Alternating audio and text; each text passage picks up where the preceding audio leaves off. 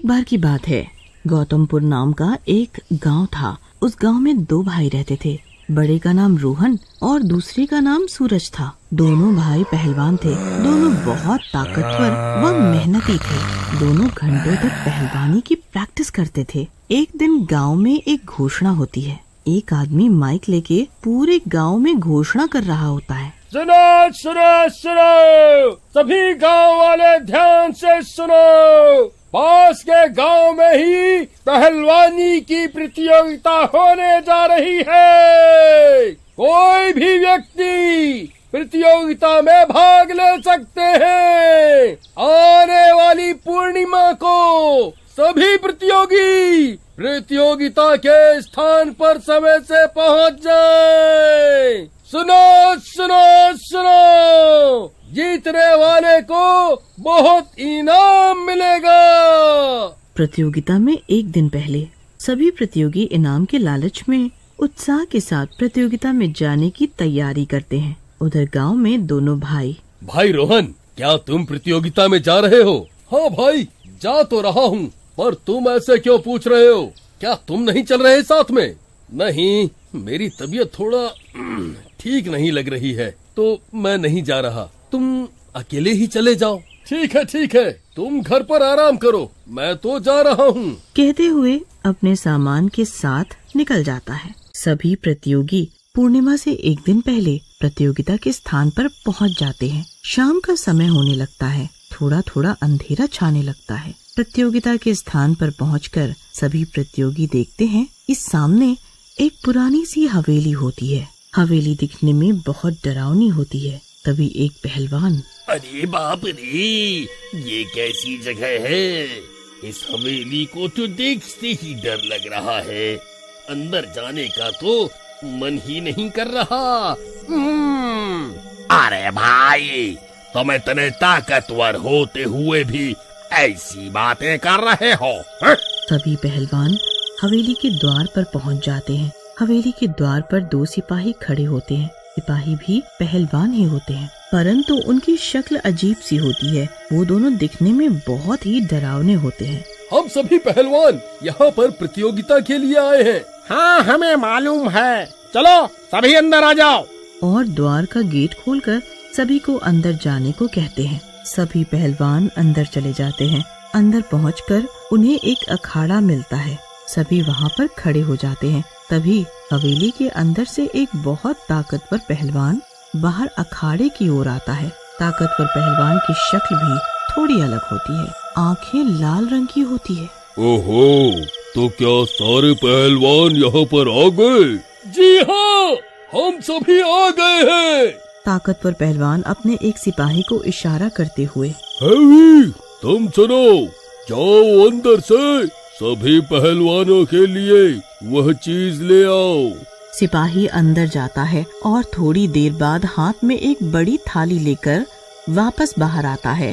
थाली में कई दूध के गिलास रखे रहते हैं। चलो, अब सभी पहलवान इधर आओ और एक एक दूध का गिलास उठा के पी लो।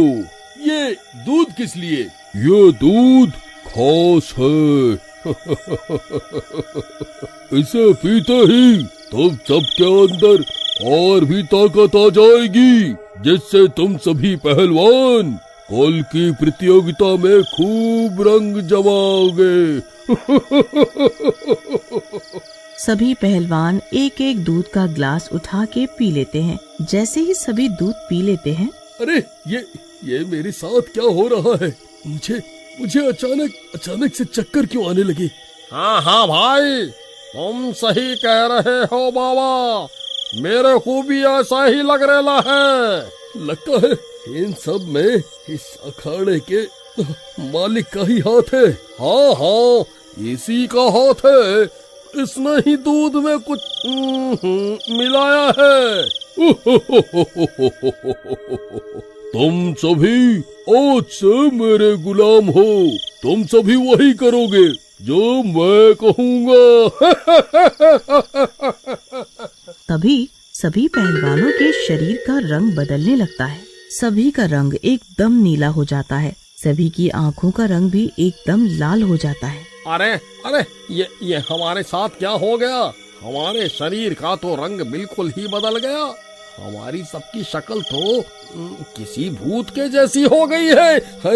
तभी ताकतवर पहलवान अपने असली रूप में आ जाता है। उसकी शक्ल एकदम भूत जैसी बन जाती है। बड़े बड़े दांत और बड़े बड़े नाखून हो जाते हैं। तुम सभी मेरे गुलाम बन चुके हो। अब तुम वही करोगे जो मैं कहूँगा।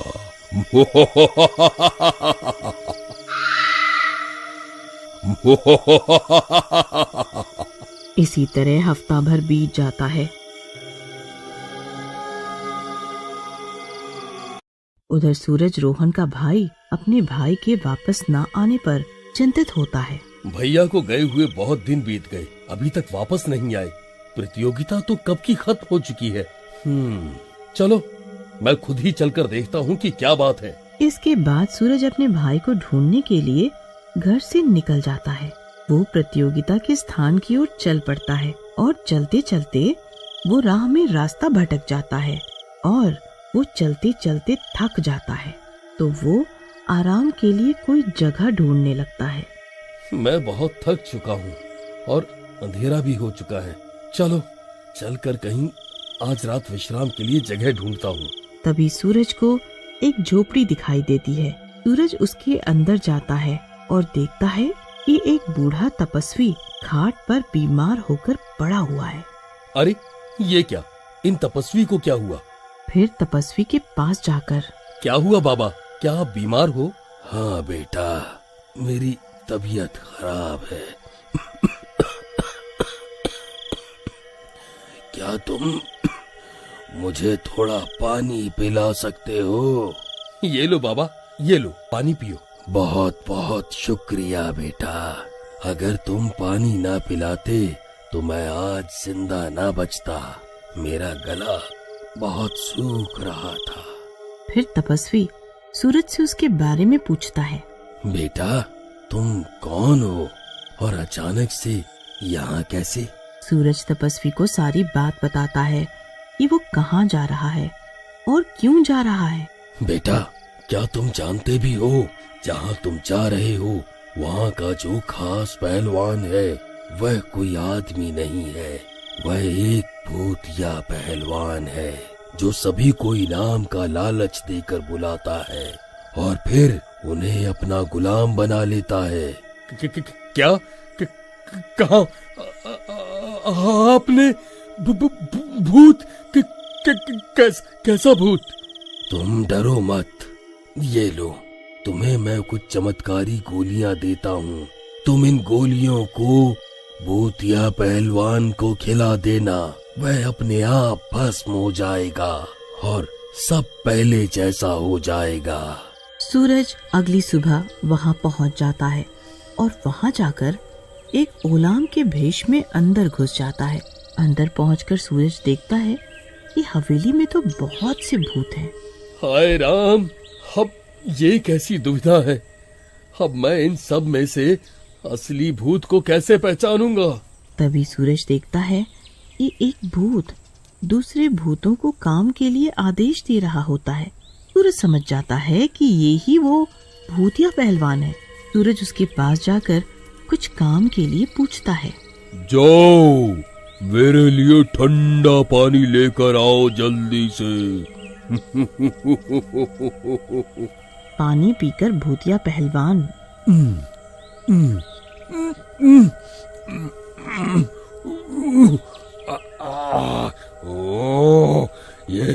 ये मुझे क्या हो रहा है? मेरा सारा शरीर अग्नि की तरह क्यों जले जा रहा है? मुझे बचाओ कोई। मैं किसी को नहीं छोड़ूंगा। तुमने बहुत से लोगों को तंग करा है, अब तू अपने कर्मों की सजा भुगत।